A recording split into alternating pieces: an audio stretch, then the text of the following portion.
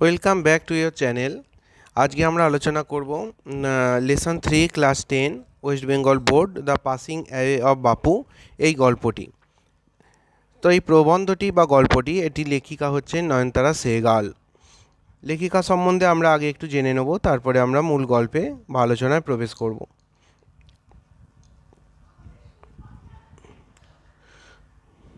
Nayantara Sehgal 1927 is one of the first female Indian writers in English to receive wide recognition. তো নয়নতারা সেহগাল 1927 সালে জন্মেছেন। তিনি হলেন প্রথম মহিলা ভারতীয় লেখিকা যিনি ইংরাজিতে গল্প লিখে বা প্রবন্ধ লিখে অনেক খ্যাতি অর্জন করেছিলেন। এই ওয়াইড রেকগনিশন কথার অর্থ হচ্ছে বিপুল খ্যাতি। ওয়াইড রেকগনিশন বিপুল খ্যাতি বা প্রচুর খ্যাতি। Her fiction deals with India's response to the crisis brought about by political changes. তো এই লাইনটার মানে হচ্ছে হার ফিকশান তার উপন্যাস deals with India's response to the crisis brought about by political changes. এটার মানে হচ্ছে ইন্ডিয়াস রেসপন্স মানে ভারতের প্রতিক্রিয়া, টু দ্য ক্রাইসিস ক্রাইসিস মানে সেই সংকটময় মুহূর্তে, brought about by political changes রাজনৈতিক পরিবর্তনের প্রেক্ষাপটে যে সংকটময় মুহূর্ত উপস্থিত হয়, সেই সংকটময় মুহূর্তের সময় যে ভারতের প্রতিক্রিয়া, সেই প্রতিক্রিয়াগুলোই তার উপন্যাসে বা গল্পে ব্যক্ত হয়েছে।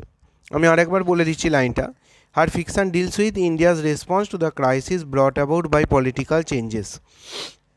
হার ফিকশন মানে হচ্ছে তার উপন্যাসগুলি, ডিলস উইথ মানে হচ্ছে সেখানে বর্ণনা করা হয়েছে, India's response to the crisis মানে ভারতের প্রতিক্রিয়া, ক্রাইসিস মানে সেই সংকটময় সময়ে, brought about by political changes অর্থাৎ রাজনৈতিক যে পরিবর্তন, রাজনৈতিক সেই পরিবর্তনের সময় যে সংকটময় মুহূর্তগুলো উপস্থিত হয় সেখানে ভারতের প্রতিক্রিয়াই ব্যক্ত হয়েছে তাঁর গল্পে বা উপন্যাসে। She won the Sahitya Academy Award in 1986 for her novel Rich Like Us.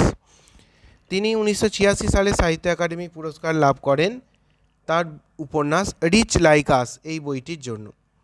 এই উপন্যাসটির জন্য তিনি সাহিত্য একাডেমি পুরস্কার লাভ করেন। এরপর আমি যাচ্ছি নেক্সট প্যারায়। The text is an extract from Nayantara Sahgal's memoir prison and chocolate cake. তো এই বইটার নামটা ইম্পর্টেন্ট, মনে রাখতে হবে, কারণ এখান থেকে source of the text question দিয়ে দেয়। তো যদি source of the text question দেয় সেখানে এটাই হচ্ছে সোর্স অফ দ্য টেক্সট। এটাই হচ্ছে সোর্স অফ দ্য টেক্সট, মনে রাখতে হবে। তাহলে দি টেক্সট ইজ অ্যান এক্সট্র্যাক্ট, এই গল্পটা নেওয়া হয়েছে বা এই প্রবন্ধটা নেওয়া হয়েছে নয়নতারা সেহগালের একটা মেমোয়ার। মেমোয়ার মানে হচ্ছে স্মৃতিকথা। মেমোয়ার মানে হচ্ছে স্মৃতিকথা, মেমোরি থেকে কথাটা মেমোয়ার এসছে। তো স্মৃতিকথা প্রিজন অ্যান্ড চকলেট কেক এই বইটি থেকে নেওয়া হয়েছে। Recounts the incidents following the death of Gandhiji. এখানে কি বর্ণনা করা আছে? গান্ধীজির মৃত্যু পরবর্তী ঘটনাবলীর কথা। ইট ভিভিডলি ডেসক্রাইবস, এটা পুঙ্খানুপুঙ্খভাবে যেন জীবন্তভাবে বর্ণনা করছে not only the author's personal sense of loss, শুধুমাত্র লেখিকার ব্যক্তিগত হারিয়ে যাওয়ার করুণ কাহিনীর কথাই নয়, বা ব্যক্তিগত যে দুঃখ কষ্ট বা বেদনার কথাই ব্যক্ত করছে না, but also the collective grief of the entire nation. এটা একটা সামগ্রিক যে মানুষের বেদনা বা দুঃখ, অফ দ্য এন্টায়ার নেশান সমগ্র জাতির একটা সামগ্রিক দুঃখের কথাও বর্ণনা করছে এই গল্পটি। At the passing away of Mahatma Gandhi, Mahatma গান্ধীর মৃত্যুতে সমগ্র জাতির যে একটা শোক বেদনা, এই গল্পে সেই কথাগুলোই বর্ণিত হয়েছে। এবার আমরা ইউনিট 1 শুরু করব। Unit 1, I was having tea at home on the evening of 30th January 1948. তো এখানে ডেটটা আর ইয়ারটা ইম্পর্টেন্ট, প্রতি বছরই প্রায় কোশ্চেন থাকে এখান থেকে যে কত তারিখ এবং কত সালের কথা উল্লেখ করা হয়েছে, এবং সেটি মর্নিং না ইভিনিং এটাও প্রশ্নে দেয়, বা ট্রু ফলস দিয়ে দিতে পারে, মর্নিং বা ইভিনিং কোনটা, এটা সঠিকটা লেখো এবং ট্রু ফলস দিয়ে দেবে। তো এটার মানে হচ্ছে I was having tea at home, 30শে জানুয়ারি 1948 সালে 30শে জানুয়ারি সন্ধ্যাবেলা। আই এখানে ফার্স্ট পার্সন ন্যারেটিভ দিয়ে লেখা হয়েছে, আই মনে রাখতে হবে, ফার্স্ট পার্সন ন্যারেটিভে লেখা, লেখিকা নিজেই বলছে নিজের কথা। বাড়িতে বসে, অ্যাট হোম, বাড়িতে বসে আমি চা খাচ্ছিলাম বা চা পান করছিলাম। When I was called to Birla House by an urgent telephone, ঠিক সেই সময় একটা জরুরি টেলিফোন করে আমাকে বিড়লা হাউসে ডাকা হয়। Gandhiji had been shot on his way to a prayer meeting, এবং প্রেয়ার মিটিং মানে প্রার্থনা সভা, সেখানে যাওয়ার সময় গান্ধীজি গুলিবিদ্ধ হয়েছেন। I was numb with shock as I got into the car. আমি মর্মাঘাতে যেন নিথর হয়ে গেলাম, যেন আমি শকড হলাম, এবং তারপরে আমি গাড়িতে উঠে বসলাম সেই বিড়লা হাউসে যাওয়ার জন্য।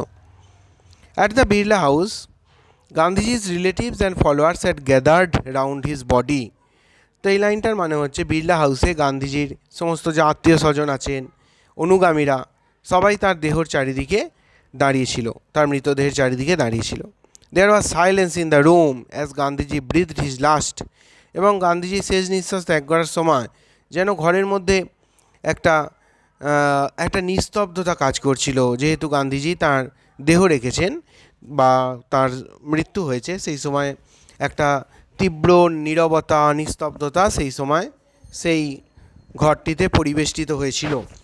ওয়ার্ডস of Bapuji's death had spread through Delhi like a flame fanned by wind. তো সেই সমগ্র দিল্লিতে এই খবরটি ছড়িয়ে গেল, বাপুজির যে মৃত্যুর খবরটা ছড়িয়ে গেল কেমনভাবে, এ ফ্লেম ফ্যান্ড বাই উইন্ড, আগুনে বাতাস লাগলে যেমন দ্রুত আগুন ছড়িয়ে পড়ে ঠিক সেইভাবে। Sad groups of men and women had collected around Birla house, এবং সমস্ত দুঃখে ভারাক্রান্ত যারা পুরুষ এবং মহিলা, শোকাহত পুরুষ মহিলারা সবাই দল বেঁধে বিড়লা হাউসের চারিদিকে একত্রিত হয়েছিল বা জড়ো হয়েছিল। আউট অফ এভরি উইন্ডো, প্রত্যেকটি জানলায়, one could see a brown blur of faces, প্রত্যেকটা জানলা দিয়ে যেন দেখা যাচ্ছিল বাদামি আবঝা মুখ। কেন বাদামি আবঝা? কারণ সবাই শোকাহত সেই সময় ছিল গান্ধীজির মৃত্যুতে। They did not make a sound, কেউ তারা কোনো শব্দ করেনি, কোনো রকম কথা বলছে না, আওয়াজ হচ্ছে না, কিছুই শব্দ হচ্ছে না, একটা অস্বাভাবিক রকমের নিস্তব্ধতা বা নীরবতা কাজ করছিল। দেয়ার ওয়াজ অ্যান আনন্যাচারাল সাইলেন্স, একটা অস্বাভাবিক নিস্তব্ধতা সেখানে বিরাজ করছিল। এইটা প্রশ্ন দেয় প্রতি বছর, unnatural silence why, why and where question দেয়। তো হোয়াই কেন আমরা জানি যে everyone was shocked with the news of Bapuji's death and it happened in and around Birla house, এরম বলতে পারি আমরা উত্তরে। It was as if time stood still for those few minutes, যেন মনে হচ্ছিল কয়েক মিনিটের জন্য তাদের কাছে যেন সময়টাই স্তব্ধ হয়ে গেছে। এরপরের পেজে দেখো, নেক্সট প্যারা, the people had to stern to speak in the beginning, এবং লোকেরা এতটাই হতবাক হয়ে গেছিল যে তারা প্রথমে শুরুতে কিছু কথাই বলতে পারেনি। Later they clamoured wildly shouting and crying, তারপর তারা উচ্চস্বরে চিৎকার শুরু করে এবং কান্নায় ভেঙে পড়ে। ক্ল্যামার্ড কথার অর্থ হচ্ছে চিৎকার করা বা কোলাহল করা, এটার একটা সিনোনিম বলতে পারো শ্রিকড বা ইয়েল্ড। ইয়েল করার কথা, ইয়েল মানেও চিৎকার, শ্রিক মানেও চিৎকার। SHRIEK, SHRIEK, শ্রিক কথার অর্থ চিৎকার, অথবা YELL, এর সাথে ইডি যোগ করলে এটা পাস্ট টেন্স হয়ে যাবে, পাস্ট বা পাস্ট পার্টিসিপেল হয়ে যাবে। তো আমি এটা বললাম ক্ল্যামার্ডের synonym, ক্ল্যামার্ড। Wildly shouting and crying, they jostled one another in a stampede to break into the house. তো তারা কি করছে? জসেল, একে অপরকে ধাক্কা দিচ্ছে, ছোটাছুটি হুড়োহুড়ি করছে। স্ট্যাম্পেড মানে হুড়োহুড়ি করা, ছোটাছুটি করা, ধাক্কাধাক্কি করা। কেন? ব্রেক ইনটু, বলপূর্বক যেন তারা প্রবেশ করতে চায় সেই বিড়লা হাউসে। তো কেন প্রবেশ করতে চাইছে? যাতে তারা একবারের জন্য গান্ধীজির মৃতদেহটা বা গান্ধীজিকে দেখতে পায়। They calmed a little when it was announced that they would be allowed to see Gandhiji before the funeral, এবং তারা একটু কিছুটা শান্ত হলো যখন তাদের বলা হলো যে গান্ধীজির শেষকৃত্য সম্পাদন হওয়ার আগে তাকে দেখার অনুমতি দেয়া হবে। নেক্সট প্যারা, when one is faced with the shock of a loved one's death, one whimpers, what will become of me now that he has left me? তাহলে এখানে কি বলা হচ্ছে, যখন one who is faced with shock of a loved one's death, যখন প্রিয় মানুষটি হারিয়ে যায় কারুর থেকে, সেই আঘাত যখন কেউ পায়, তখন কেউ একজন যেন বলে ওঠে, হুইম্পার, যেন ফুঁপিয়ে কান্না করে বা ফুঁপিয়ে কেঁদে যেন কেউ একটা অভিযোগের স্বরে বলে, আমার এখন কি হবে, what will become of me now, আমার কি হবে এখন, now that he has lived me, তিনি যে আমায় ছেড়ে চলে গেলেন বা চির বিদায় নিলেন, তাহলে আমার কি হবে। This was surely the question uppermost in the mind of the mourning people. এবং সেই শোকাহত সেই মানুষদের, সকল মানুষের মনে একটাই প্রশ্ন ছিল, সর্বাগ্রে এই প্রশ্নটাই ছিল, যে এটাই ছিল সমস্ত মানুষের প্রশ্ন, যে আমার কি হবে এখন, তিনি যে আমাদের ছেড়ে চলে গেলেন। They look like lost children, তাদের দেখে মনে হলো তারা যেন একটা হারিয়ে যাওয়া শিশু, তারা যেন হারিয়ে যাওয়া শিশুর মতো লাগলো। কারা হারিয়ে যাওয়া শিশুর মতো লাগলো? The followers of Gandhiji, the onlookers of Gandhiji. দেটা কারা, এটা প্রশ্ন দেয়। হু আর দে, এখানে দেটা কারা? They are the onlookers or followers of Gandhiji. It was the question in many of our hearts as we sat, still shocked and unbelieving. এটাই আমাদের প্রশ্ন ছিল সকলের, আমাদের মনের সকলের এটাই প্রশ্ন ছিল। আমরা সেখানে বসলাম, তখনও আমরা শকড, তখনও আমরা স্তব্ধ হয়ে আছি, আমরা চুপচাপ বসে আছি সেখানে। আনবিলিভিং, বিশ্বাসই করতে পারছি না, অবিশ্বাসী। সেই প্রশ্ন, সেই যে ঘটনা, যে হঠাৎ গান্ধীজি মারা গেছে, সেই ঘটনাটাকে আমরা বিশ্বাসই করে উঠতে পারছি না। We listen to the broadcast telling the people of India that their Bapu was no more.